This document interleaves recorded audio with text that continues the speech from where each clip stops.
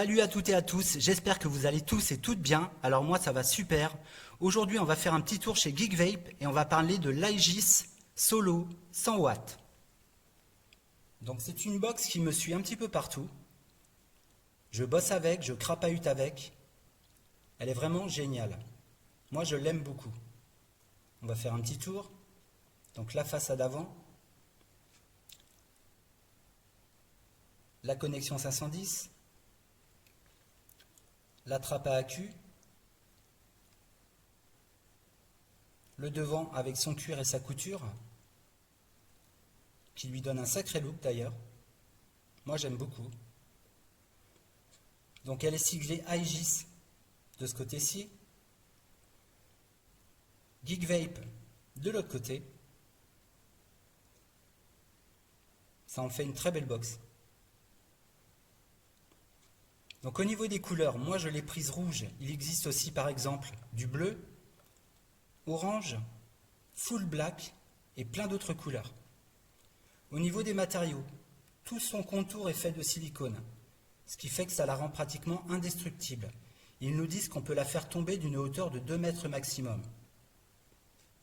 Moi je ne l'ai jamais fait. Cette partie est en alliage d'aluminium avec son cuir.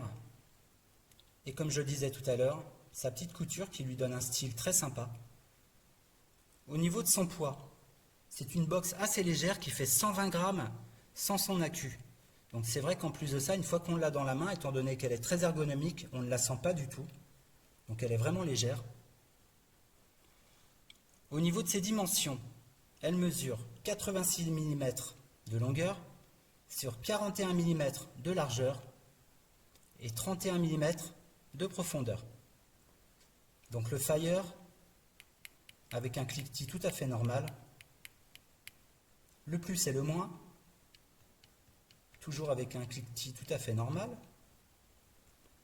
Donc c'est une box qui a plusieurs atouts. Son premier atout, c'est qu'elle est IP67.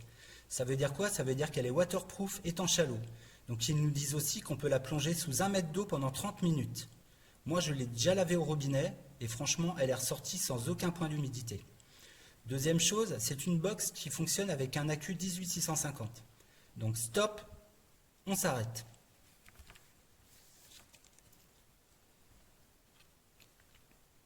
Veillez tout le temps à ce que vos accus soient en bon état. Vérifiez tout le temps l'état de vos wraps, c'est super important.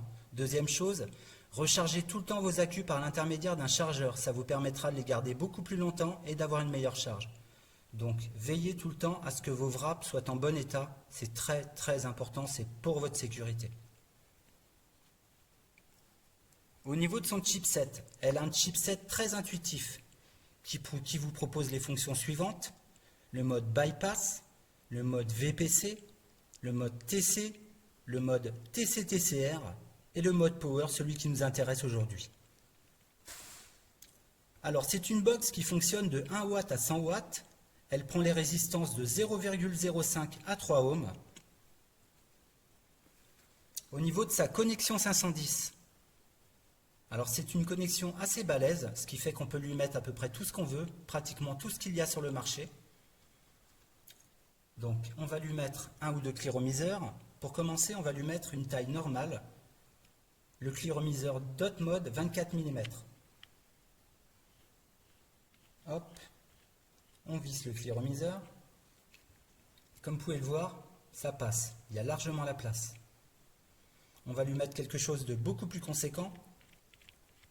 Hop, j'enlève celui-ci d'abord. On va lui mettre le TFV16 qui fait 27 mm de diamètre et vous allez voir, ça passe. Par contre, on arrive à la limite là. Tac et tac. Ça passe sans problème. Allez, on enlève le clearomiseur. On a bientôt fini. Allez, au niveau de sa connexion USB. Moi, personnellement, j'utilise un petit outil parce que je n'ai pas d'ongles. Hop. Alors la connexion USB bien sûr pour les éventuelles recharges mais surtout pour les mises à jour. Donc la connexion USB, on referme le petit capuchon et elle est totalement étanche. Donc au niveau de sa trappe à accu, hop, on retourne la box.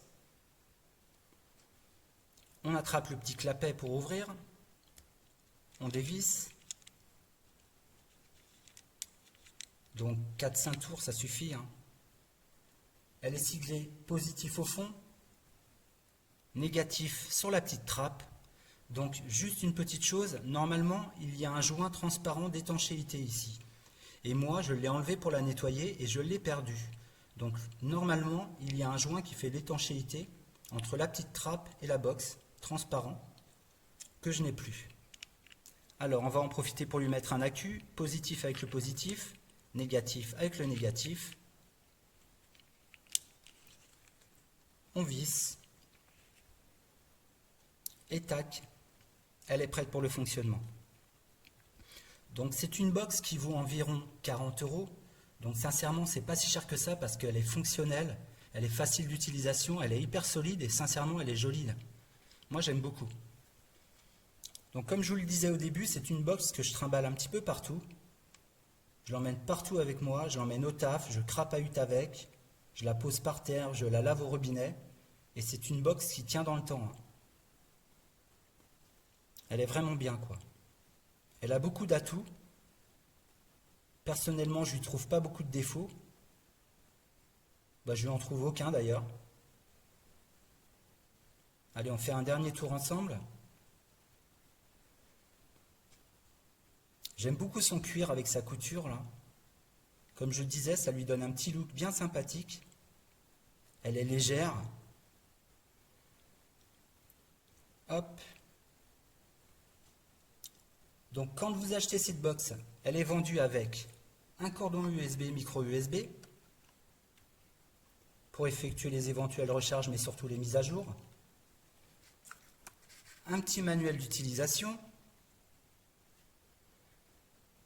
Alors je ne sais pas si on voit bien, j'essaye de faire mon maximum, mais je vais bien trouver un angle. Le manuel d'utilisation. La petite enveloppe habituelle de chez Geekvape. Le petit warning pour les accus. Un petit sachet comprenant un petit silicone de rechange pour la connexion USB. Et puis, c'est tout. Donc j'en suis vraiment content de cette box. Sincèrement, j'en suis hyper content. Pas de déception du tout. Au contraire, que des bonnes surprises. Et avec le temps, elle tient super bien. Donc voilou. Je tiens à vous remercier, je tiens à remercier les personnes qui me suivent. N'oubliez pas, pour me soutenir, likez, abonnez-vous et partagez. Allez, ciao ciao.